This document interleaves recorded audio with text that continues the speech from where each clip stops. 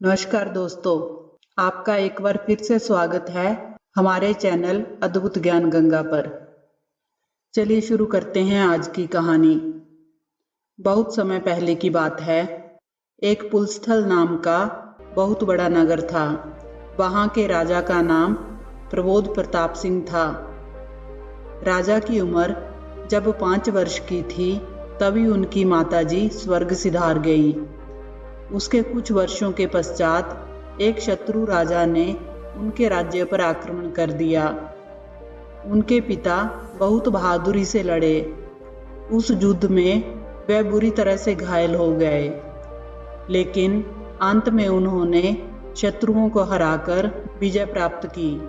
युद्ध में बहुत बुरी तरह से घायल होने के कारण उनकी हालत में कोई सुधार नहीं हुआ।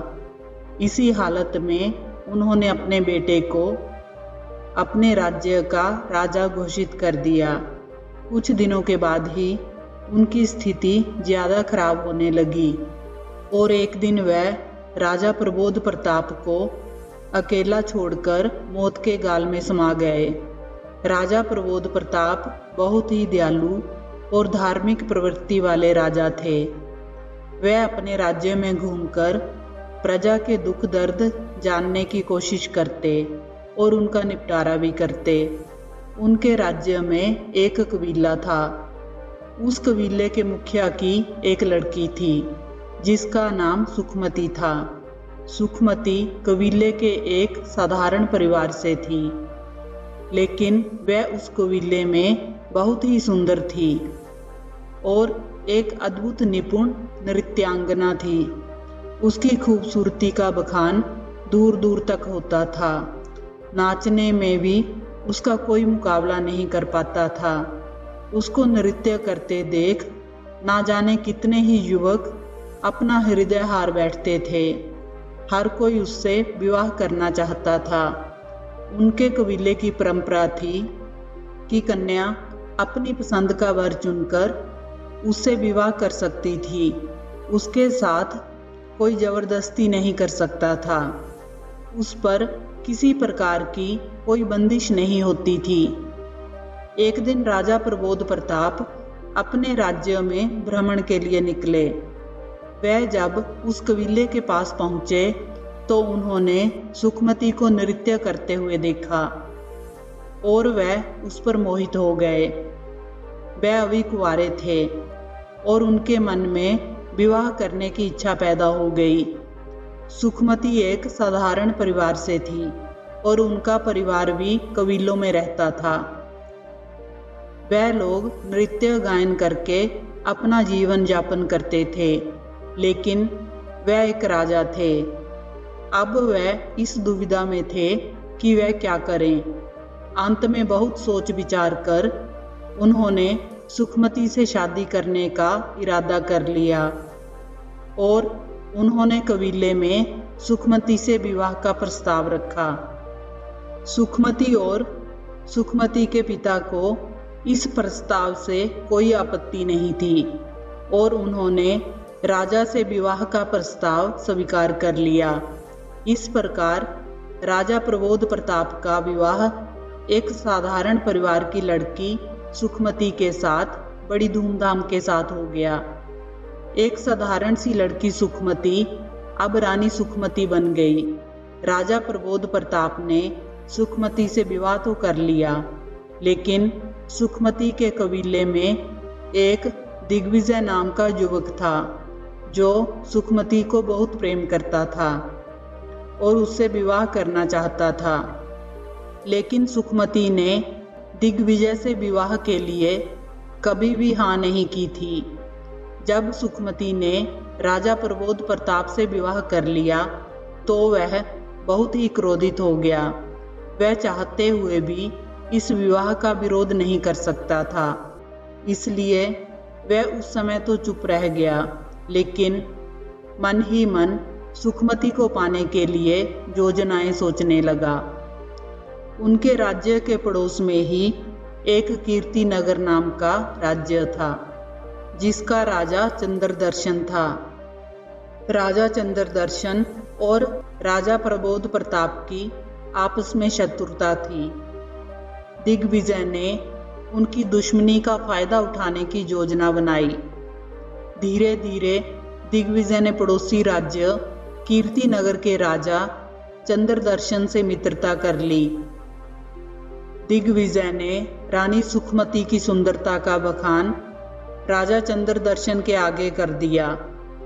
अब राजा चंद्रदर्शन रानी सुखमती की एक झलक पाने को लालायित हो उठे। राजा चंद्रदर्शन यह भी अच्छी तरह से जानते थे कि वह लड़ाई में राजा प्रबोध प्रताप से जीत नहीं सकते। इसलिए उन्होंने एक योजना बनाई कि पहले मैं कुलस्थल देश के राजा के सारे बैर भुलाकर मित्रता कर लूं।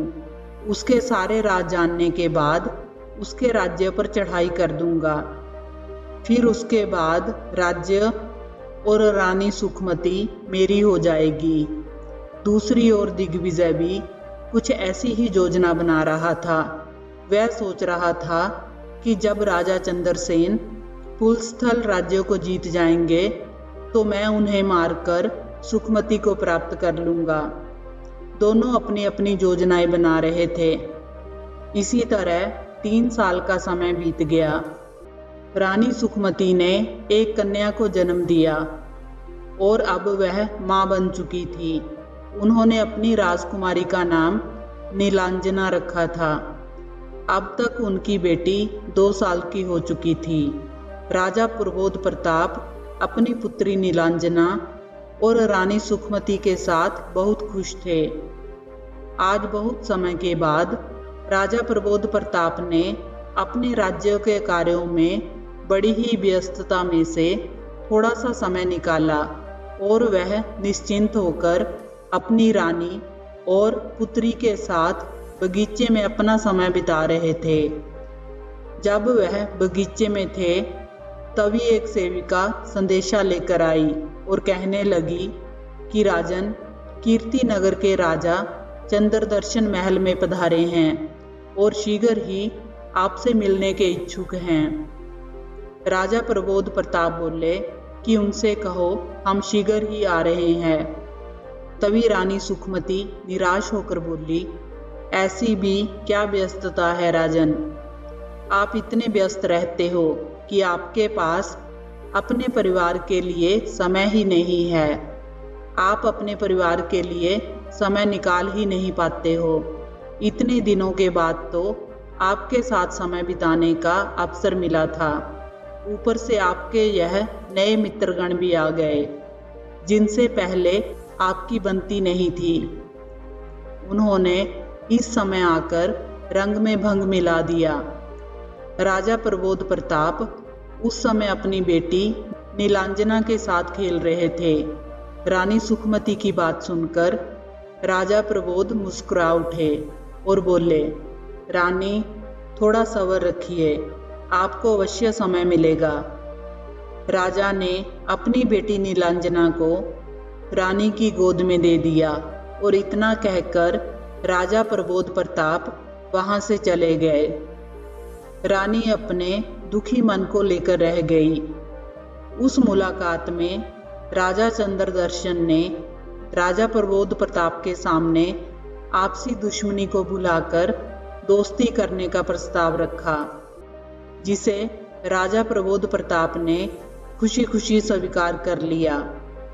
इसके बाद अब राजा चंद्रदर्शन ने धीरे धीरे राजा प्रबोध प्रताप से गहरी मित्रता कर ली थी। राजा चंद्रदर्शन ने अपने गुप्तचरों की सहायता से राज्य की एक एक चीज की खबर ले ली थी।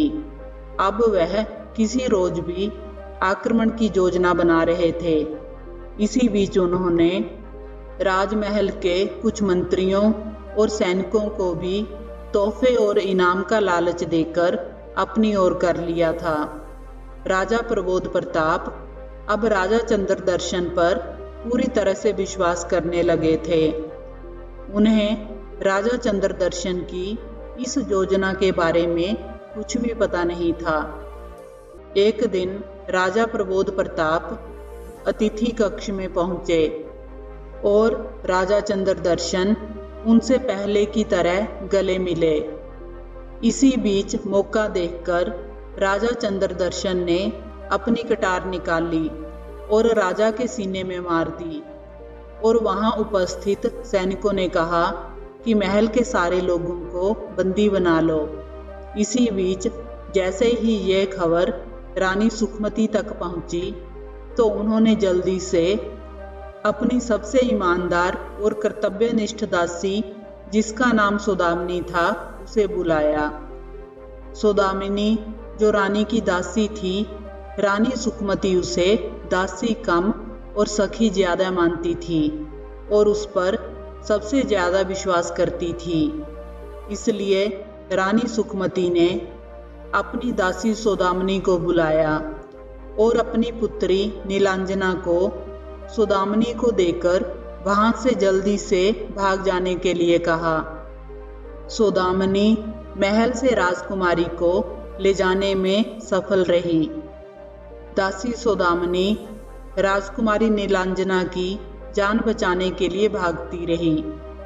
वह भागते भागते एक नदी के किनारे पहुंची और वहां उसने एक छोटी सी नाव को नदी के किनारे बंधे पाया।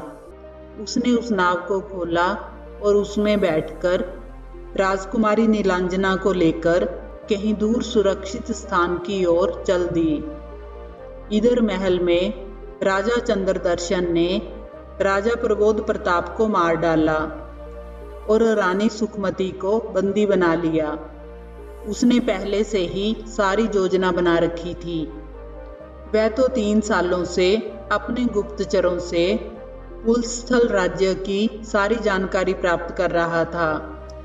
वह राजा प्रबोध प्रताप सिंह को अपना बहुत बड़ा बैरी मानता था और अब उसने अपनी योजनाओं में सफलता भी प्राप्त कर ली थी। राजा चंद्रदर्शन की इस योजना में दिग्विजय ने भी राजा चंद्रदर्शन का बहुत साथ दिया, क्योंकि वह तो सिर्फ रानी सुखमती चाहता था। इसलिए उसने राजा चंद्रदर्शन से इस विषय पर बात की।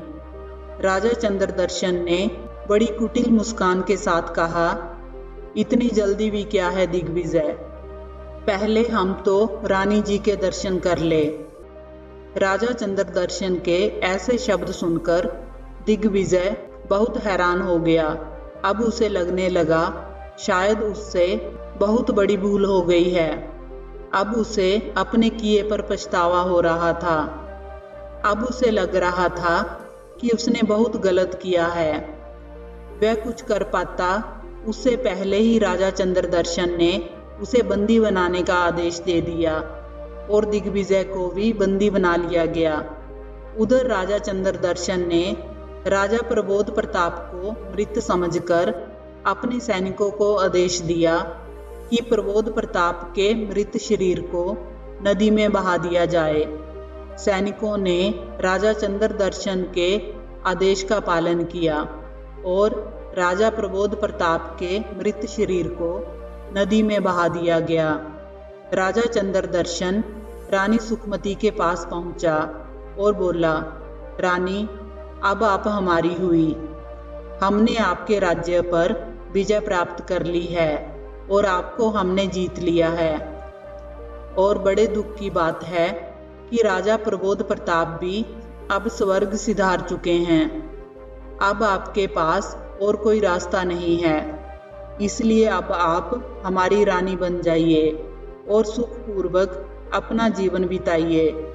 सच मानो हम तुझे अपने हृदय की रानी बनाकर रखेंगे। इतना सुनकर रानी सुखमती बोली, नीच पापी, तूने अपने ही मित्र के साथ इतना बड़ा विश्वासघात किया। तुझे तो नरक में भी जगह नहीं मिलेगी। तेरे जैसे इंसान की रानी तो क्या, मैं तो दासी भी नहीं बनूंगी। तुच्छ प्राणी, तूने मेरे पति को मारकर अच्छा नहीं किया। तूने मेरे पति का वध किया है, इसकी सजा तुझे जरूर मिलेगी। वह ऊपर बैठा भगवान सब देखता है और एक ना एक दिन अवश्य न्याय करता है। तू ये मत समझना कि तू कुकर्म करके बच जाएगा। रानी सुखमती बहुत ही क्रोधित थी। उसका क्रोध देखकर राजा चंद्रदर्शन थोड़ा डर सा गया। उसे लगा कि रानी सुखमती क्रोध में आकर कोई गलत कदम ना उठा ले, इसलिए राजा चंद्रदर्शन ने रानी सुखमती को बंदी बनाने का आदेश दे दिया। रानी सुखमती को राजा चंद्रदर्शन ने एक अंधेरे कारागार में डलवा दिया और सैनिकों को बहुत ही कड़े निर्देश दिए। राजा चंद्रदर्शन ने सैनिकों से कहा कि रानी सुखमती को अनदेखा ना किया जाए, किसी से भी मिलने ना दिया जाए। अब कैद में पड़े दिग्विजय को भी बहुत पछतावा हो रहा था। अब वह इस बात को समझ चुका था कि उसने सुखमती से प्रेम किया है। तो क्या हुआ, सुखमती तो उससे प्रेम नहीं करती। उसको ये आभास हो गया था कि रानी सुखमती तो राजा से प्रेम करती है। वह तो अब तक ये समझता था कि राजा प्रबोध प्रताप के साथ उसकी शादी जबरदस्ती की गई थी और वह भी दिग्विजय से प्रेम करती थी। लेकिन जब उसे अनुभव हुआ कि रानी सुखमती तो उससे बिल्कुल प्रेम नहीं करती, तो अब उसे बहुत ही पश्चाताप हो रहा था कि उसने रानी सुखमती के साथ छल करके बहुत बड़ा पाप किया है। पता नहीं उसकी बेटी कहाँ होगी। वह अपने किए का प्रायश्चित करना चाहता था। वह बार बार यही सोच रहा था कि अब वह क्या करे जिससे उसे अपने किए हुए पापों से मुक्ति मिल सके। वह बहुत पछताने लगा। रानी सुखमती के साथ पता नहीं क्या क्या हुआ होगा। उसकी बेटी नीलांजना कहाँ होगी। उसे अपने किए का प्रायश्चित करना पड़ेगा। फिर उसके मन में एक विचार आया और उसने पल भर में एक योजना बना डाली, क्योंकि उसे किसी भी दशा में सुखमती से मिलकर क्षमा मांगनी थी और उसकी सहायता भी करनी थी। एक दिन राजा चंद्रसेन दिग्विजय से मिलने के लिए कारागार में आए। दिग्विजय ने अपनी योजना के अनुसार कहा कि राजन, मुझे क्षमा करें, मुझ नासमझ से बहुत बड़ी भूल हो गई है, मुझे माफ़ कर दें। आपके साथ मैंने इतनी अशिष्टता के साथ व्यवहार किया। आप तो राजा हैं, हमारे अन्नदाता हैं। मैंने तो आपके साथ कभी भी कोई भी विश्वासघात नहीं किया। और अभी तो रानी सुखमती की पुत्री जीवित है और पता नहीं रानी सुखमती ने उसे कहाँ भेज दिया है। अगर आपकी आज्ञा हो तो मैं रानी सुखमती से मिलकर इस विषय में पूछ सकता हूँ, क्योंकि वह तो मेरी बचपन से मित्र है और सरलता पूर्वक मुझ पर विश्वास कर लेगी। उसे ये भी पता नहीं है कि मैं आपसे मिला हुआ हूँ, क्योंकि वह नहीं जानती है कि मेरी योजना पर काम करते हुए ही आपने उनके राज्य को जीता है। वह तो इस बात से बिल्कुल अनजान है। मैं उसका बचपन का मित्र हूँ। जो भी राज मैं उससे पूछूंगा वह जल्दी ही मुझे बता देगी। राजन, अगर आपको उचित लगे तो आप मेरे कहे हुए पर विचार कीजिए, और अगर रानी की पुत्री हमें मिल गई तो हम उस पर दबाव डाल सकते हैं। फिर वह आपसे भी विवाह कर लेगी। राजा चंद्रदर्शन ने उस समय तो कुछ नहीं कहा और वहां से चले गए। उन्होंने रात भर सोच विचार किया कि दिग्विजय जो सोच रहा है क्या वह ठीक है। उन्हें दिग्विजय की कही हुई बात सही लगी, क्योंकि वह तो रानी सुखमती को प्राप्त करना चाहते थे। दूसरे दिन राजा फिर कारागार में आए और दिग्विजय से इस विषय पर बात की। दिग्विजय ने राजा चंद्रदर्शन को विश्वास दिलाया कि इस बार मैं आपकी बात का मान रखूंगा। बस एक बार आप मेरी बात रानी सुखमती से करवा दीजिए। मैं उनको अपनी बातों के जाल में इस तरह फंसा लूंगा कि वह सब कुछ एक एक पल की एक एक बात कुछ पल में ही बता देगी।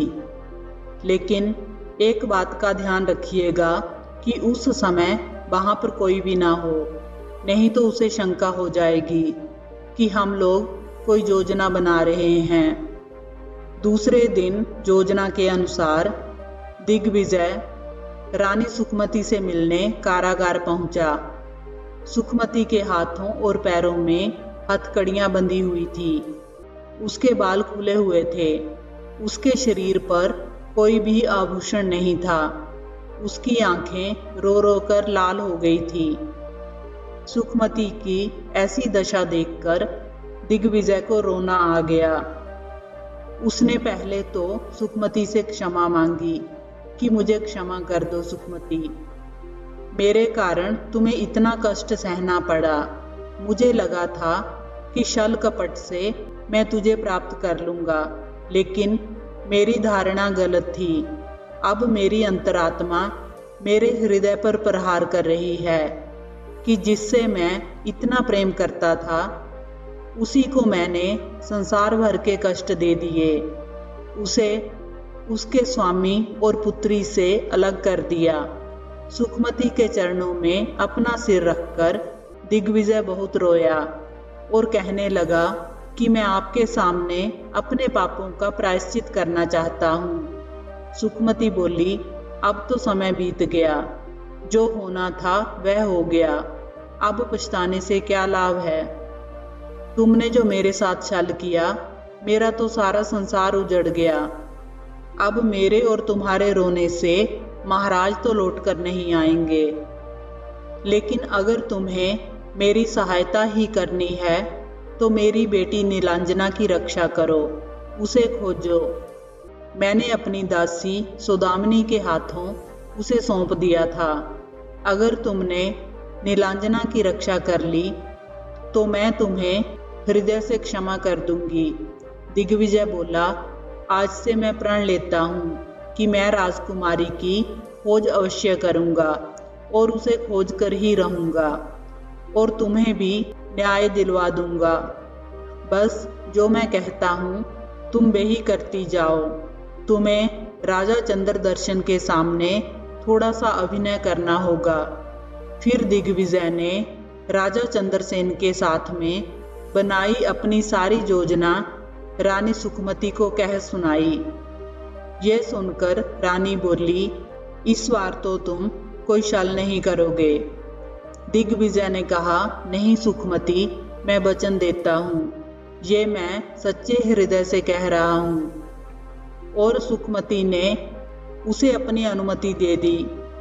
सारी योजना बनाकर दिग्विजय ने रानी सुखमती से जाने की अनुमति मांगी और अनुमति लेकर वह राजा चंद्रदर्शन के पास पहुंचा। उसने राजा चंद्रदर्शन से कहा कि महाराज, राजकुमारी नीलांजना का पता चल गया है, लेकिन नीलांजना का पता मैं आपको तभी बताऊंगा जब आप रानी सुखमती को कारागार से मुक्त कर दोगे। राजा चंद्रदर्शन ने दिग्विजय से कहा कि क्यों? तब दिग्विजय ने कहा कि वह इसलिए क्योंकि जिस अवस्था में मैंने सुखमती को देखा, यह मेरे लिए बहुत पीड़ादायक था। आप तो जानते हैं कि मैं तो सुखमती से प्रेम करता था।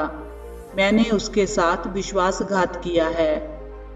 उसके साथ मेरा हृदय रो पड़ा कि यह मत भूलो दिग्विजय, अभी भी तुम मेरी शरण में हो।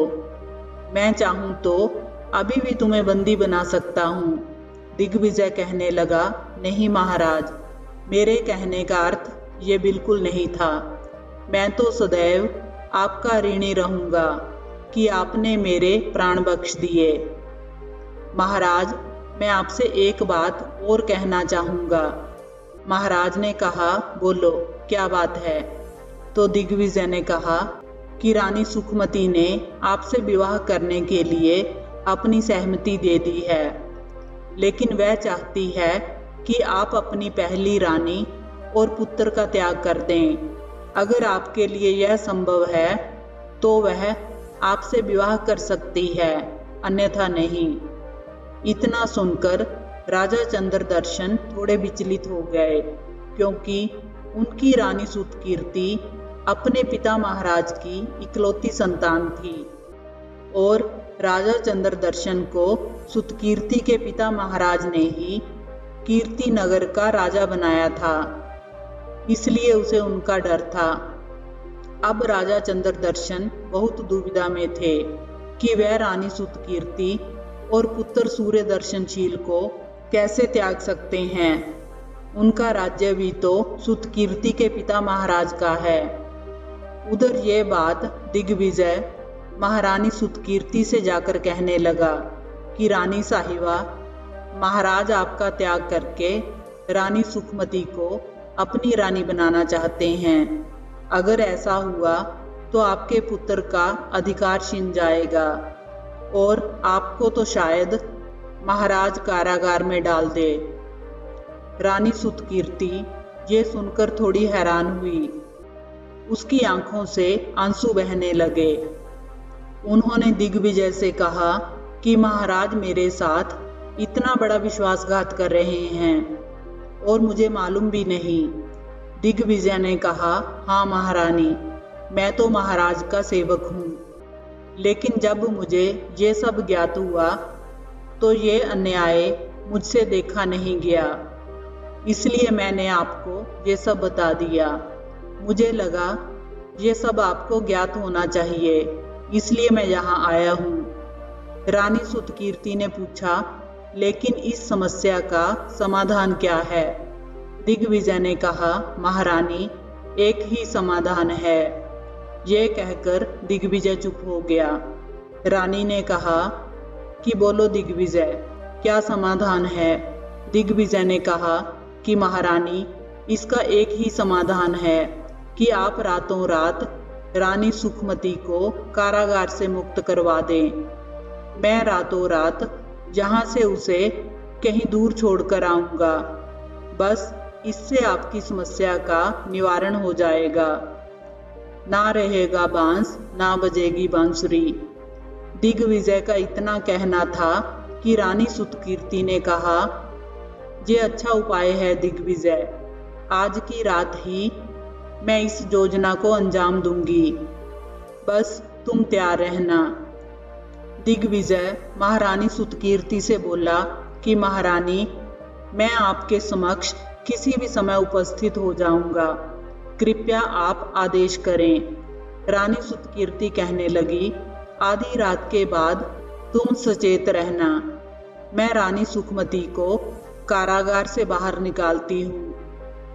दिग्विजय कहने लगा, लेकिन महारानी, एक समस्या है। आज रात को महाराज रानी सुखमती का नृत्य देखने वाले हैं और उन्हें पहले ही कारागार से मुक्त कर दिया जाएगा। रानी सुतकीर्ति बोली, घबराइए नहीं दिग्विजय, इस समस्या का हल भी मेरे पास है।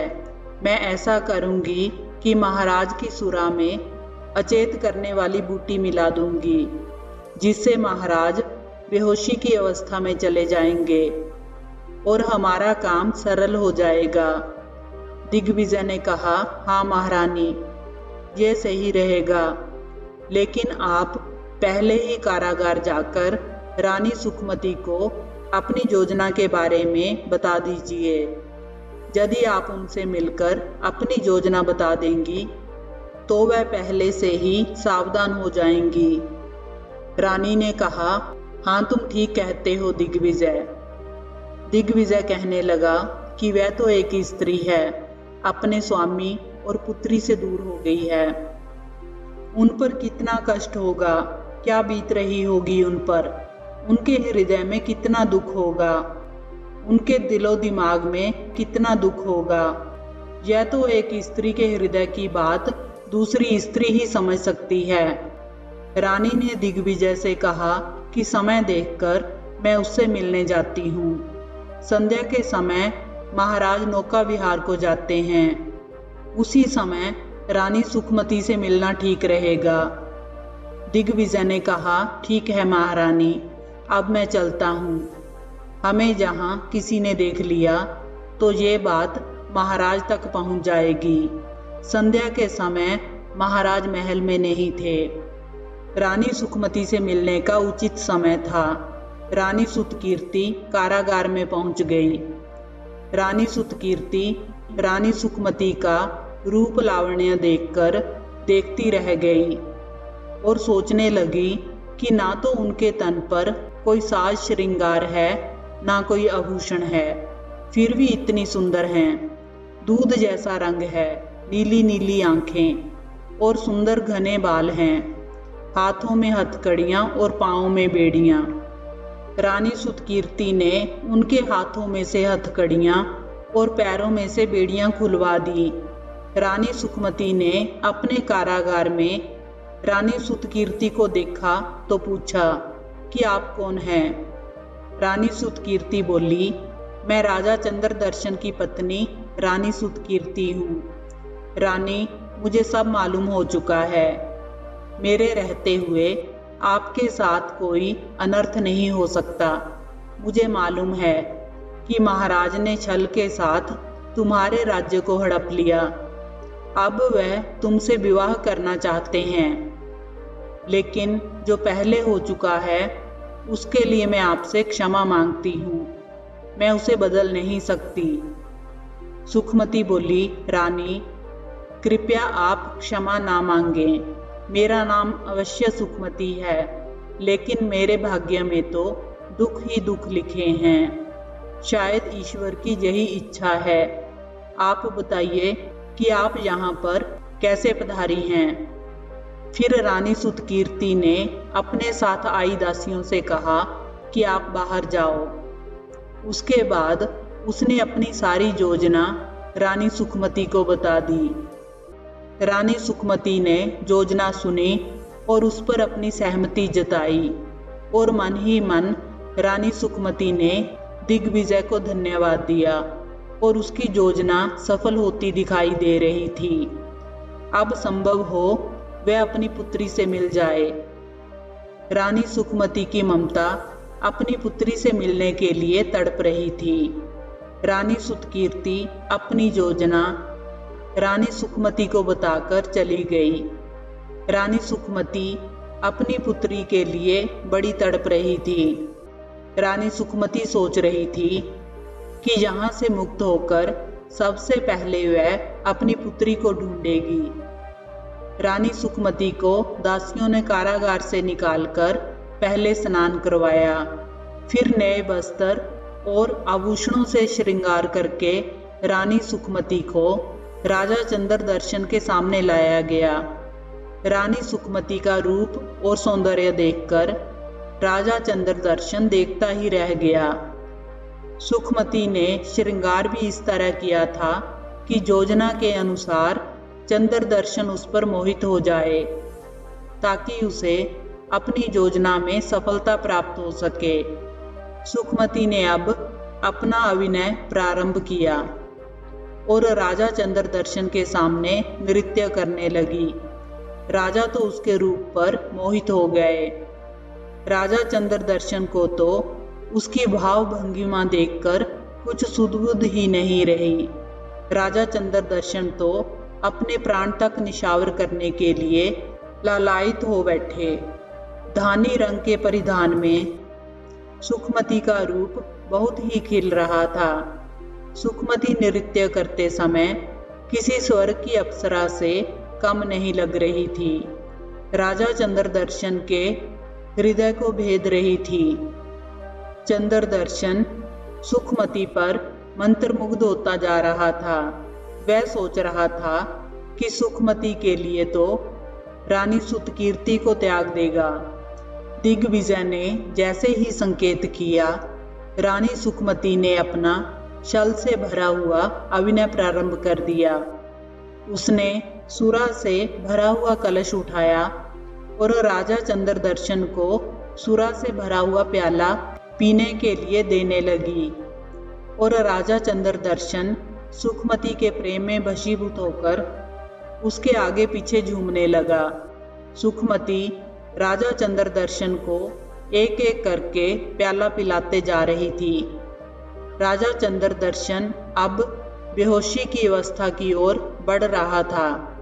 कुछ ही देर में सुरा में डाली गई अचेत करने वाली बूटी ने अपना असर शुरू कर दिया और राजा चंद्रदर्शन बेहोश होता चला गया।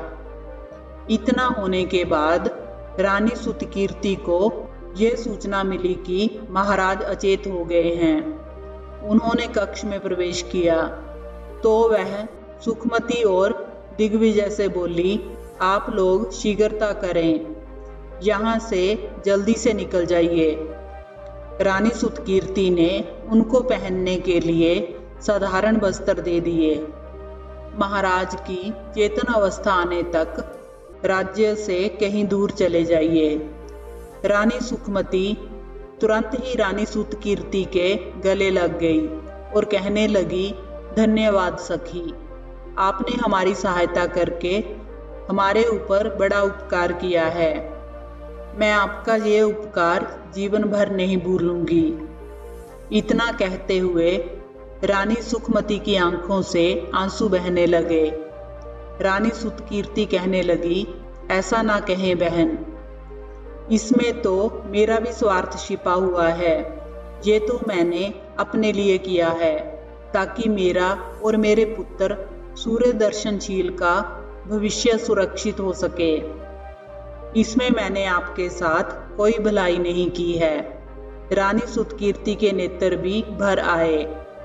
दिग्विजय और सुखमती ने साधारण वस्त्र धारण किए और भरे हुए नेत्रों के साथ रानी सुतकीर्ति से विदा लेते हुए राजकुमारी नीलांजना की खोज में निकल पड़े। उधर राजा प्रबोध का शरीर जल की लहरों में बहते हुए नदी के तट पर मछुआरों को मिल गया। उन्होंने राजा के शरीर को टटोला, नब्ज देखी तो उन्होंने महसूस किया कि उनकी नाड़ी चल रही है। राजा अभी भी जीवित थे। उन मछुआरों में से एक ने कहा कि मैं इसे अपनी झोंपड़ी में ले जाता हूँ और इनका उपचार करता हूँ, शायद ये ठीक हो जाएं, और इनकी अवस्था अभी ठीक नहीं है। ये अभी इस अवस्था में नहीं है कि अपने घर का पता बता सके। सब ने कहा ठीक है, ले जाओ, और सब मछुआरे इकट्ठे हो गए और कहने लगे कि किसी सहायता की आवश्यकता पड़े तो कहना। तब उस मछुआरे ने कहा कि ठीक है मित्रों, और वह अपनी झोंपड़ी में राजा प्रबोध को ले गया। झोंपड़ी में उसकी पत्नी और उसका 5 साल का बेटा था। पत्नी ने पूछा, ये किसको उठाकर ले आए तुम? तो मछुआरा बोला, हमें ये व्यक्ति नदी के तट पर अचेत अवस्था में पड़ा हुआ मिला है। बेचारा, इसे मैं वहां पर किसके सहारे छोड़कर आता, तो मैं इसे अपने साथ ले आया। स्वस्थ होते ही ये यहाँ से चला जाएगा। पत्नी बोली, तुम तो आए दिन किसी न किसी पर उपकार करते रहते हो, हम लोगों का तो निर्वाह होता नहीं, एक और उठा लाए। जानते भी हो इसको कौन है और कहाँ का है? मछुआरा बोला कि क्यों सदैव रोना रोती रहती हो भाग्यवान, उसके भाग्य में हमारे घर की रोटी लिखी होगी, और फिर असहाय है बेचारा। अगर हमने थोड़ी सहायता कर भी दी तो वह जीवन भर हमारा उपकार मानेगा। वह ऊपर बैठा हुआ तो सब देख रहा है ना, जिसके भाग्य में उसने जो लिख दिया वह होकर ही रहता है। मछुआरे के इस तरह समझाने पर उसकी पत्नी कहने लगी, अच्छा ठीक है, ज्यादा ज्ञान मत भगारो, पहले रोगी की चिंता करो। मैं जब तक जड़ी बूटी पीसती हूँ, तुम इसके गीले वस्त्र बदलकर सूखे वस्त्र पहना दो। जब मछुआरे की पत्नी ने ऐसा कहा तो मछुआरा मन ही मन मुस्कुराने लगा, क्योंकि मछुआरे की पत्नी हृदय की बुरी नहीं थी। निर्धनता के कारण मछुआरे के परिवार की हालत बहुत दयनीय थी, इसलिए मछुआरे की पत्नी क्रोधित हो रही थी। मछुआरे की पत्नी का नाम सिमकी था। उसका 5 साल का बेटा जिसका नाम कैलाश था। सिमकी ने शीघ्रता से 2-3 प्रकार की जड़ी बूटियां कुछ घाव में लगाने के लिए और कुछ माथे पर लगाने के लिए और कुछ पैर के तलवे पर मलने के लिए पीस डाली। उस मशुआरे का नाम शंखनाद था। शंखनाद थोड़ी सी जड़ी बूटी उसके ताप को कम करने के लिए उसके माथे पर और तलवों में मलने लगा। दोनों पति पत्नी राजा प्रबोध की सेवा में लग गए। दिन से रात्रि हो गई, लेकिन प्रबोध प्रताप ने नेत्र नहीं खोले। उनके हृदय की गति अभी भी चल रही थी। प्रातः उठते ही राजा प्रबोध प्रताप ने अपने नेत्र खोले और उनसे पूछा कि मैं कहाँ हूँ। मशुआरा शंखनाद बोला, महाशय, आप नदी के किनारे हमारी झोंपड़ी में हैं। आप मुझे नदी के किनारे अचेत अवस्था में मिले थे। मैं आपको अपने घर ले आया। आप पता नहीं वहां पर कब से ऐसी अवस्था में पड़े हुए थे। शायद कोई अधूरा काम आपके हाथों से होना लिखा है, इसलिए ईश्वर ने आपके प्राणों की रक्षा की है। मशुआरे शंखनाद ने कहा, महाशय, मैं आपको यहाँ पर ले आया ताकि आपका ध्यान रखा जा सके। अब मशुआरे शंखनाद ने अपनी पत्नी को आवाज दी, अरे भाग्यवान, सुनो, महाशय ने आंखें खोल ली हैं। जल्दी से तुम हल्दी वाला दूध ले आओ। उसकी पत्नी बोली, अभी लाई। तब उस मशुआरे ने राजा प्रबोध को अपना सहारा देकर बिठाया और अपने हाथों से दूध पिलाया। दूध पिलाने के बाद वह बोला, अब बताइए महाशय, आप कौन हो और कहाँ से आए हो। तब राजा प्रबोध प्रताप बोले, मित्र, मैं कुलस्थल देश का राजा प्रबोध प्रताप हूँ। पड़ोसी देश का राजा मेरा मित्र था। उसने मेरे साथ बहुत बड़ा विश्वासघात किया। मुझसे गहरी मित्रता का स्वांग रचकर मुझे धोखा दे दिया और मुझे अपनी तरफ से मार डाला। मैं तो तुम्हारे कारण बच गया, लेकिन मैं नहीं जानता कि मेरी रानी सुखमती और मेरी पुत्री किस अवस्था में होंगे। पता नहीं उस दुष्ट ने उनके साथ क्या किया होगा। महाराज की बात सुनकर मशुआरा भी दुखी हो गया और बोला, महाराज, आपके साथ बड़ी दुखद घटना हुई, लेकिन महाराज, अब पहले आप पूरी तरह स्वस्थ हो जाइए, उसके बाद देखेंगे कि आगे क्या करना है। राजा प्रबोध प्रताप बोले, मित्र, आपके शब्दों ने हमें बड़ा हौसला दिया है। संकट की इस घड़ी में प्रेम के दो मीठे बोल भी उपचार का कार्य करते हैं। मित्र, आपने मुझे इस संकट से उबारा, उसके लिए आपका बहुत बहुत धन्यवाद। मित्र, आपका ये उपकार मैं जीते जी कभी नहीं भूलूंगा। इतना कहकर राजा प्रबोध प्रताप ने मशुआरे शंखनाद को अपने हृदय से लगा लिया।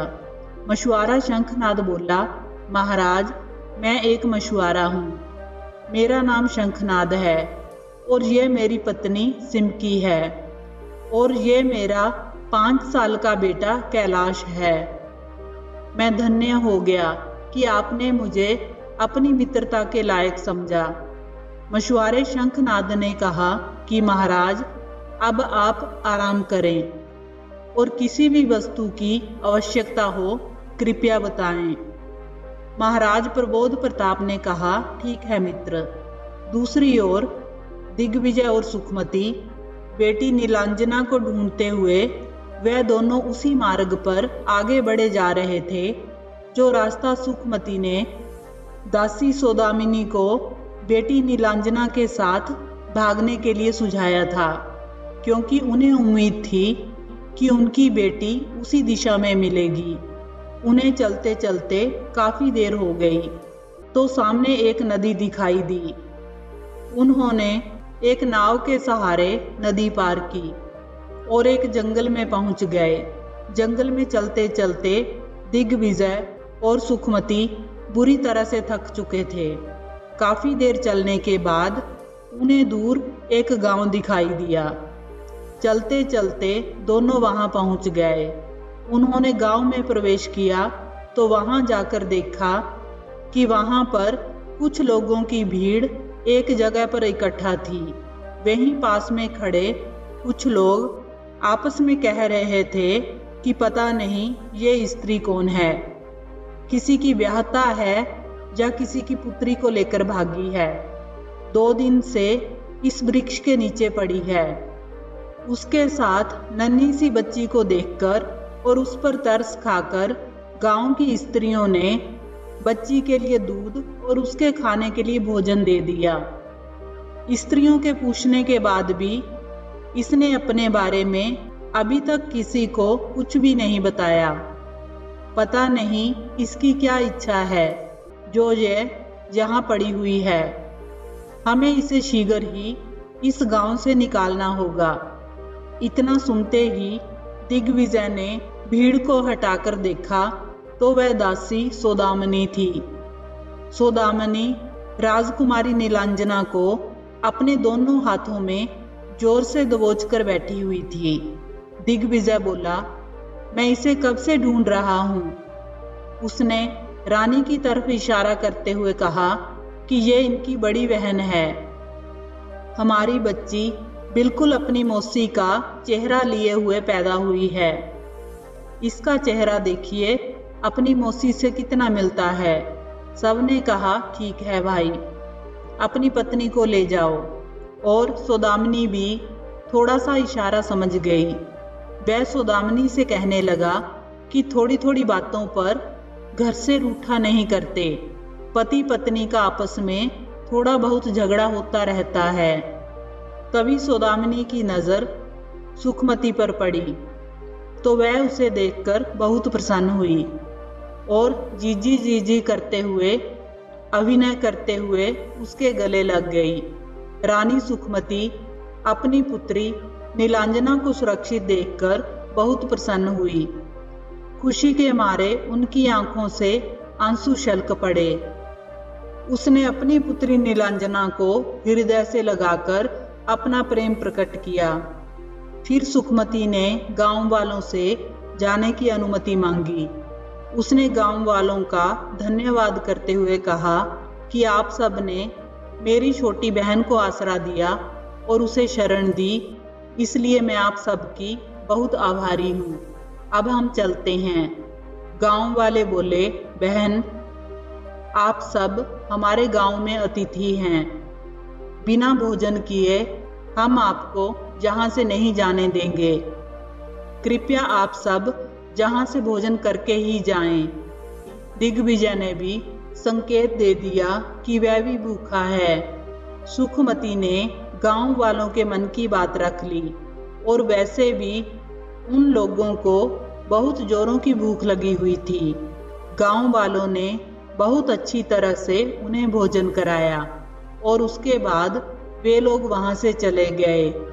दिग्विजय ने कहा कि पहले हम अपने कबीले में चलते हैं और वहीं चलकर सोचते हैं कि आगे क्या करना है। सुखमती को उसकी बात ठीक लगी और उसने अपनी सहमति देते हुए कहा कि यही ठीक रहेगा।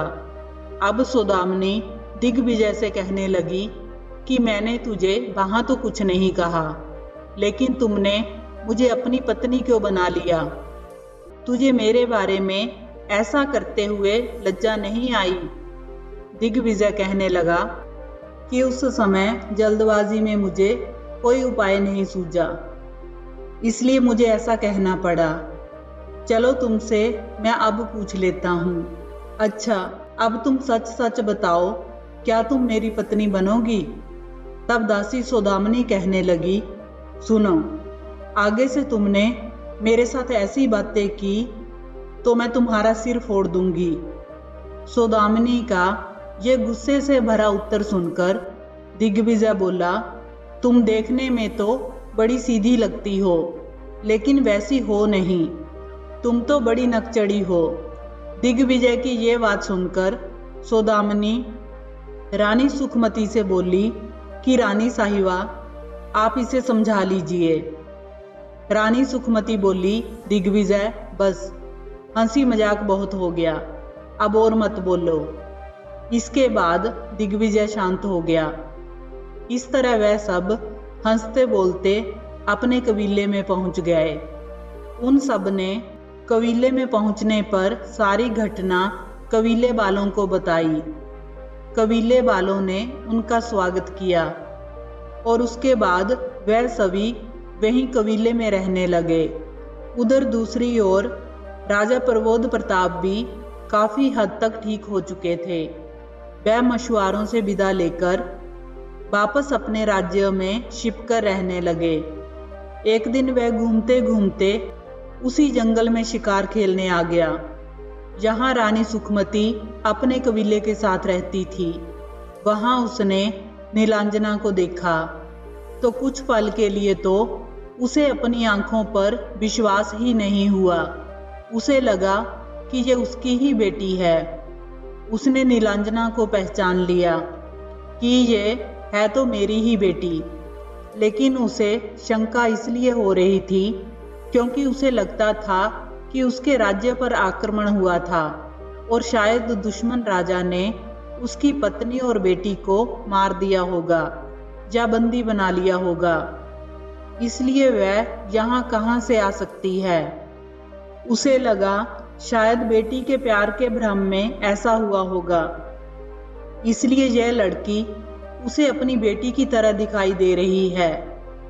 वैसे भी यह लड़की उसकी बेटी जैसी है क्योंकि उसकी बेटी भी इसी उम्र की है, इसी रंग रूप की है। लेकिन फिर भी वह अपनी शंका मिटाने के लिए उसके पास पहुंचा और कहने लगा, बेटी, आपकी माता का क्या नाम है? नीलांजना बोली, मेरी माँ का नाम सुखमती है। राजा को अब पूरा यकीन हो गया था कि यह उसकी बेटी नीलांजना है। वह नीलांजना के साथ कबीले में आ गया और उसने सुखमती को देखा तो बहुत प्रसन्न हो गया। रानी ने उनसे कहा कि हमला करने वाले राजा चंद्रदर्शन ने तो कहा था कि उसने आपको मार दिया है। यह समाचार सुनकर मैं बहुत दुखी थी। मुझे बहुत खुशी है कि आप ठीक हो। राजा ने उन्हें बताया कि कैसे उन्होंने मुझे मारकर नदी में डाल दिया था और कैसे मछुआरों ने उनके प्राणों की रक्षा की। अब वह भी उनके साथ कबीले में रहने लगे। फिर उन्होंने अपना राज्य वापस लेने की योजना बनाई। मछुआरों और कबीले के लोगों के साथ मिलकर उन्होंने एक सेना तैयार की। उन्होंने लोगों को अलग अलग तरह के हथियार चलाने सिखाए। राजा भी बहुत बहादुर था और उन्होंने दुश्मन राजा चंद्रदर्शन पर आक्रमण करके उससे अपने राज्य को छीन लिया। उन्होंने चंद्रदर्शन से अपना राज्य वापस ले लिया था और अब राजा प्रबोध प्रताप, रानी सुखमती और राजकुमारी नीलांजना के साथ प्रेम से रहने लगे। राजा प्रबोध प्रताप फिर से कुलस्थल नगर पर राज्य करने लगे। उधर दिग्विजय ने भी दासी सौदामिनी से विवाह कर लिया और उनका भी घर बस गया और सब प्रेम से सुखपूर्वक रहने लगे। आशा करते हैं कि आपको ये कहानी पसंद आई होगी। अगर आपको ये कहानी अच्छी लगी हो तो वीडियो को लाइक करें, चैनल को सब्सक्राइब करें। कहानी को अंत तक सुनने के लिए आपका धन्यवाद।